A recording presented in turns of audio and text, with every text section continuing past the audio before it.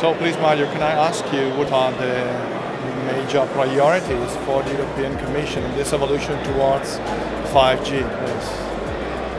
Well, I think that you mentioned it in the inaugural session that you find 5G as the nervous system for the society. So our objective is in one side to look into our industry to make it more competitive, at the same time as we address the requirements and the demand from the citizens. You know, the growth of the economy, the citizens living well with new apps. I mean, and we see this tension between what comes next and what current infrastructure can provide. You yourself mentioned it as a nervous system. We need now to look into this nervous system to see if it is flexible enough, if it responds to the requirements, if it allows the operators to have operational costs and capital investments that are commensurate with the effort, and ultimately if we respond with the requirements in terms of new dimension technology terms.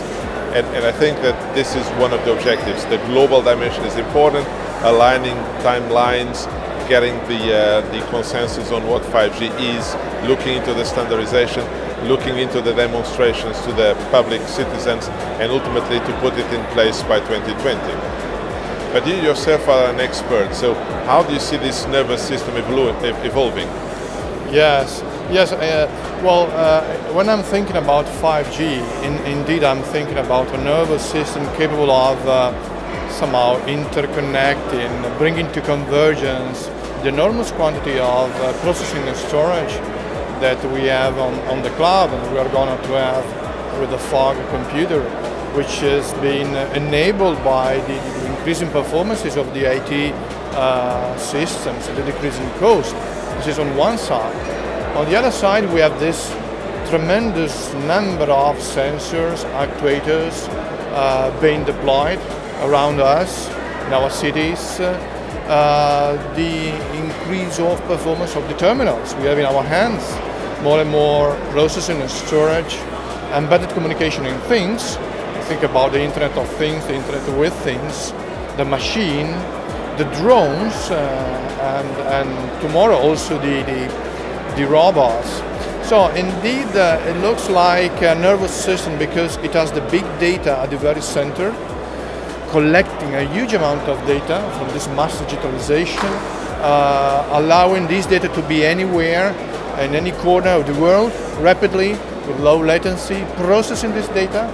This is cognition, and then making decisions to actuate actions. I think there we converge very much because if you combine Internet of Things with cloud and big data, you have three drivers for the economy in Europe. And 5G is the substrate that needs to be updated to respond to the requirements of all of those avenues that will be growing exponentially in terms of the traffic, the patterns of the traffic, the use and the support to the citizen's life. And this is, I think, the most interesting and challenging for us. Yes, indeed. And Mario, can I ask you another question? Do you think that this big picture of the 5G, this puzzle we are going to build with these different pieces, the big data, the Internet of Things, Internet with Things, the robots, machines, the technology we have around, do you think this will impact on the big industries, or there will be opportunity also for the small medium enterprise, entrepreneurship initiatives?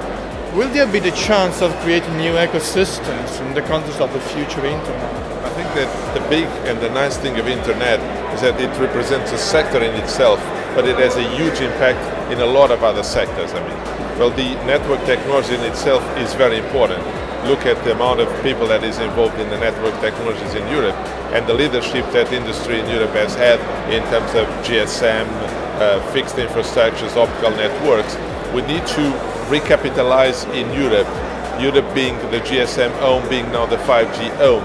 This means giving a boost to the industry. Also the operators, the traditional operators, will find new opportunities in this, with these new infrastructures. But you rightly pointed something very interesting. For example, when you think about cloud or when you think about IoT, we are basically thinking about new platforms, and those platforms that serve multiple vertical sectors have to be open enough to be able to serve all of those sectors. And this brings huge opportunities to SMEs. In Europe lives out of SMEs in the demand side and also in the provision side. The demand to use and explore apps in Internet of Things or cloud, but also on the provision side, because you live very agile SMEs that will provide solutions in technological terms or in software terms to solve some of the challenges that we have ahead of us.